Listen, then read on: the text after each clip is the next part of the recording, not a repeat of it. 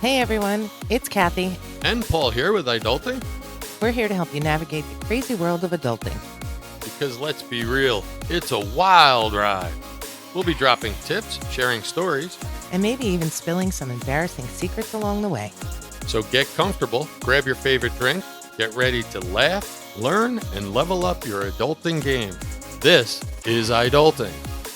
Don't forget to like, follow, and or subscribe, and share this podcast. Head over to iDulting.com for more information and to submit questions for us about iDulting. And maybe even pick up some of our new merchandise.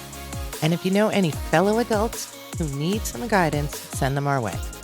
And feel free to share this podcast freely out there. We'd like to get our numbers up. So today we're going to discuss guesting gracefully, meaning we're going to give you some tips about how to be a gracious, welcome house guest. If you're staying at someone's home, the worst thing that can happen is that they ask you to leave or don't ever ask you to come back. And if they do, take the hint. Don't come back.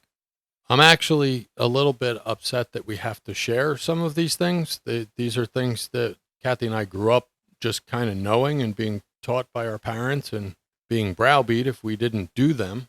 But in today's world, through our own personal experiences and living vicariously through our children, have noticed that some of this stuff needs to be said. Being a gracious house guest is a valuable skill. You don't really want to not be welcome back to someone's home. It just shows your respect for them if you are a gracious and respectful guest. So if you're going to visit someone, you obviously want to spend time with them and you want to be respectful. And being a gracious guest starts even before you're a guest in someone's house. The first thing you're going to want to do when you think you might be a guest is make sure that you're communicating clearly with the host. So make sure that your host is aware of your arrival and your departure times, and do what you can to stick to those. Right. Let your host know if you have any dietary restrictions or allergies, or you've decided you're now a vegan or you're on a carnivore diet. They can't be expected to read your mind, and most hosts will try to make accommodations for you. But keep in mind, unless you're going to stay at a diner, wherever it is not a diner. And don't expect it to be. That's not a fair expectation to put on any host. Make sure you ask about any specific house rules or preferences. Try to blend in with them as seamlessly as you can. Right. We recently got new carpet, and we've never been a no shoes in the house kind of family. And now we are, because over my dead body will these kids come and visit us and ruin our new carpet.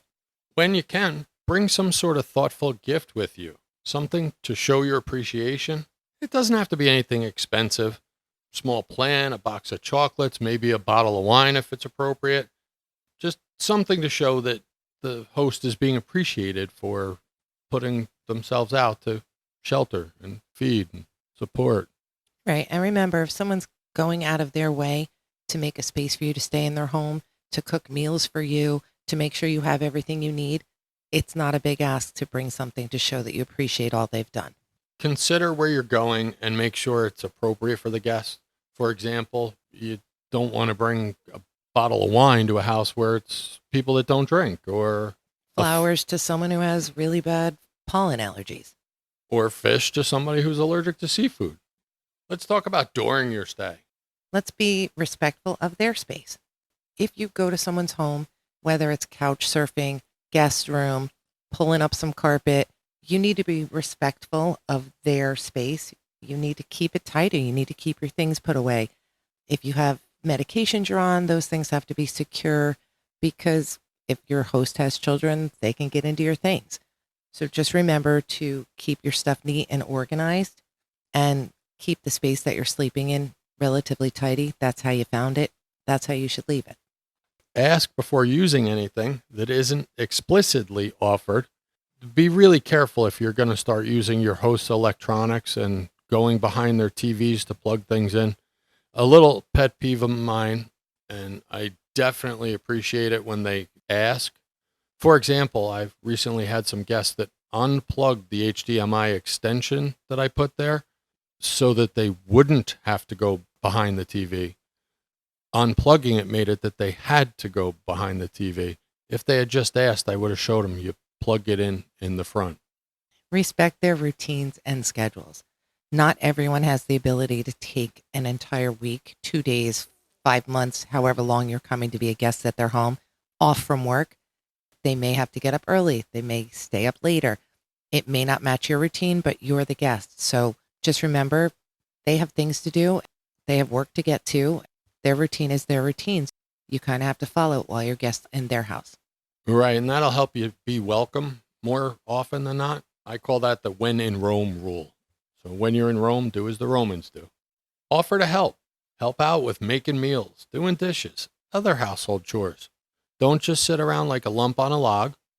When things are happening in that space, whether it be dinner prep or whether yard work, whatever it is, and you're sitting around not doing much anything or not engaged in your own plans, offer to help. Even small gestures like setting the table or taking out the trash are appreciated and noticed. Be mindful of your time. Don't expect your host to entertain you constantly, not every minute that you're there. Have your own plans and activities. Communicate your plans to your host. Make sure that they know your plans ahead of time. If they're taking time off from work, it may be something that they want to do with you or they've planned on in their head, joining you on your outings. So make sure that's all discussed before you get there so that there's no hard feelings. No one feels left out. No one feels unappreciated. Or no one feels obliged to do it. Your host may not be able to accommodate your uncommunicated surprise plans. Don't overstay your welcome. Pretty much, if someone says to you, when are you leaving? What time? They keep checking their watch inadvertently. That's kind of a big hint that it's time to go. It also lets them know when their lives go back to their normal routines without entertaining or extra people in their home. Just make sure that you set a day you're getting there and a day you're leaving. And if you're the last drunk at a party, you did it wrong. Make sure that you're not the last drunk and that you have secured your way to get wherever you're going. Now, maintain cleanliness is worth repeating here. Clean up after yourself in the bathroom, in the kitchen. Your host is not the cleaning lady. And as a guest, your mom doesn't work here. As a guest, you're an adult, an iDult. These are common things that you should be doing. While you're staying, keep your belongings organized and out of the way. No one wants to trip over your crap, quite frankly. And honestly, easy, simple things like you're using the bathroom and you use the last sheet of toilet paper. Put a new roll on the spindle. It's not that hard. It's a task pretty much babies can do, toddlers at least. And nobody wants to go in and not have toilet paper when it's needed. If you run out of something, ask your host, let them know. Say, there's no more shampoo or the soap is empty. They most likely have more. If not, they'll get more. Or you could do the nice thing and offer to get it yourself. And always be positive and appreciative. Express your gratitude for the hospitality that your host has shown, for the time that you've had at the location. Avoid complaining or making negative comments. Your host doesn't want to hear it, I promise. And right, if you had a terrible time, feel free when you leave that person's home to vent to whoever you want to, that it's not going to get back to them. You're just going to be grateful that they gave you a place to stay. Be aware of noise levels, especially in the early morning or late at night. If the household or the host particularly need to go to sleep because they have to be up early the next morning, they definitely don't want to say wake up at 2:30, 3:30, 4 o'clock or so and hear conversations going on in the house. They would appreciate it greatly if you respected their schedule and made sure that you did that by keeping quiet. Social media awareness. We know it's everything right now. Taking pictures, posting pictures, making vlogs, making videos, making shorts, making reels. That's all great, but make sure when you do it that you ask your host if it's okay to post their home, their family, the things that they do on your social media before putting it out there. Not everybody wants to be on the screen. And before you leave, again, we're hitting on the cleanliness here. It's tidy up. If you use the bed, make sure you strip the bed linens or leave them neatly in the bed made. Or at least ask the host if that's what they would like. Do you want me to strip the bed down for you? I've been here a few nights. If it's a one night stay, They may say, well, you're in a hurry. You can go. I've got this. Just offer. Wipe down the bathroom and any other areas. You should be doing that each time you use it. Every time you leave a bathroom, especially in your own home, but in a guest place, they shouldn't be able to go in behind you and know exactly who used that bathroom. So make sure you're wiping and cleaning up after yourself in the bathroom. Right. I don't want to go into a bathroom after someone has stayed at my home and rinse down the spit from their toothpaste. Leave the room you're using in a clean, organized state. Express gratitude. Always thank your host for their hospitality. Consider sending a handwritten thank you note or a text message or an email, something after you get home that shows them that you really do appreciate that they put you up for a night or 2 or 10. Well, and I think it would be fun if they use that new millennial challenge that's out there to write that handwritten note In cursive. by using the pen without lifting it off the paper. It's a new thing. So some of this is going to be a little repetitive, but let's talk about some expectations for young adults that are overnight house guests. When it comes to young adult overnight guests, reasonable expectations balance the hospitality with the respect for the host homes and boundaries. Here's kind of a breakdown of it, and we're going to hit it a little bit quickly, but it's important to get out there. Respect the hierarchy of the place that you're visiting and ask what to call your hosts. It may not be family. It may be friends. It may be family of friends. Just don't walk up and call everybody what their nickname is or their first name. Sometimes that's disrespectful to who you're staying with. So feel free to ask them, what would you like me to call you? Again, be considerate of noise levels and the routine of the house, especially during quiet hours. Treat your host's belongings with care. Remember that it's not your stuff. It's their stuff. You may not think it's valuable. It may be extremely valuable to them. It may have an emotional value on it. It may be something they've had since they were a child, or it was given to them by someone special. Take care of it like you would want someone to take care of your things. Avoid any behaviors that could damage property or disturb the peace. Yeah, the last thing you want is to be a guest in someone's house and the cops show up at the front door. Bad form. Probably not welcome back if that happens. If your visiting involves a more festive activity, keep them safe, sane, reasonable. Unless you're visiting a frat house or a similar destination, probably hanging from the chandelier or falling down drunk is not really going to win over your host. And the next, don't Eddie Haskell your host. Now I'm going to give a little background of it. It comes from the Wayback Machine, a show called Leave It to Beaver. There was a character on there, Eddie Haskell. Eddie was the ideal child. He did everything right as far as the host or parents were concerned. Yet that was not who Eddie Haskell was, and even the parents knew it. What I can tell you is putting on a fake persona because you think that's what your hosts want to see or hear, it doesn't win you any brownie points with anybody. In fact, it actually hurts your credibility with those hosts and makes it more likely you're not as welcome back next time, let alone it destroys any trust that might have been being built. So don't Eddie Haskell your host. Cleanliness. Young adults should be expected to clean up after themselves in shared spaces, such as bathrooms, kitchens, living rooms. Wherever they're in a space that they're sharing with other people, they should be able to clean up after themselves and leave it nice and tidy. Don't leave stuff around, dishes, glasses, food wrappers. I'm serious. That really gets, all right, under my skin. And I'm the important one here on iDulting when we're talking about home guests because it's my home.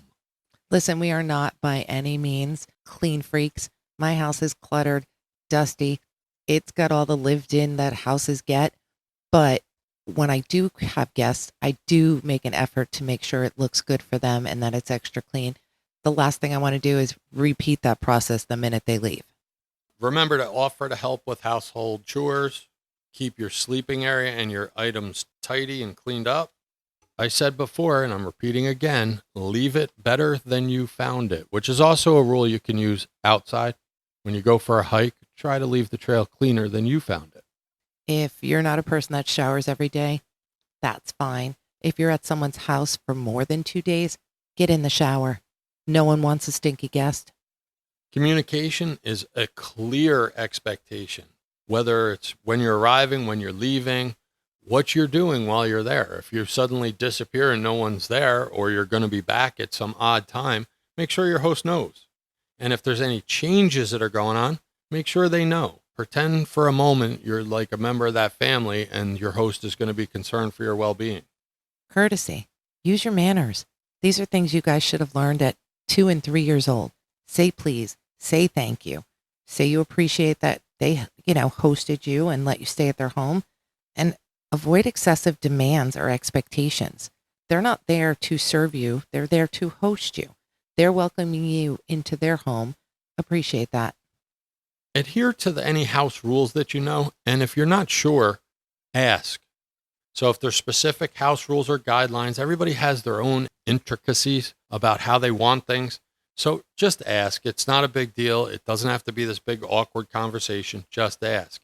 Sometimes it includes rules like go out back to smoke, or we don't want any alcohol in the house, or if you're having visitors, we need to know. And a big one in our house is if you're a significant other, you're not going in my children's bedroom. Sorry, just not happening. And just remember things like relationships, whose house you're going to, that'll depend on what they expect from you. They know you. If it's family, they've, probably lived with you at some point or another. Or if it's a friend that you're really comfortable with, that'll change some of these expectations. But still do the things we said, because family or not, it's always appreciated. Your age and maturity level, obviously different expectations are placed on different adults at different stages in their life. In our house, if you visited more than once, or by the time you're here 2 or 3 times, you're basically being treated like one of us. You're expected kind of to know where stuff is and that you're going to take care of yourself like a reasonable adult. And longer stays may require more explicit agreements regarding chores and responsibilities. If you're going to visit someone for a weekend, a day, a night, 10 days, it's very different than if you're visiting someone for a month. So just the big things here, make sure you communicate what's going on. It helps set up and manage all the expectations of the visit. Mutual respect of host and the guest is foundational to a positive relationship. Flexibility and understanding are important, and boundaries must be maintained and respected. Keep these points in mind, and both the host and the young adult guest can have a more comfortable and enjoyable stay. Ultimately, the goal is for guests to be considerate and contribute to the pleasant and comfortable environment so that everyone has a good time. That is really important. You're probably going to want to come back at some point, make the host feel good about it. By following these tips, young adults can ensure that they're welcome back and appreciated as house guests. Just remember, you've got this, adults. Keep your head up, your spirits high, and keep adulting with us. Go forth and conquer the world, or at least your to-do list. And don't forget to like, follow, and or subscribe. Tell your friends, share the podcast, and head over to iDulting.com for more information and to connect with us. See you on the next episode. Be safe.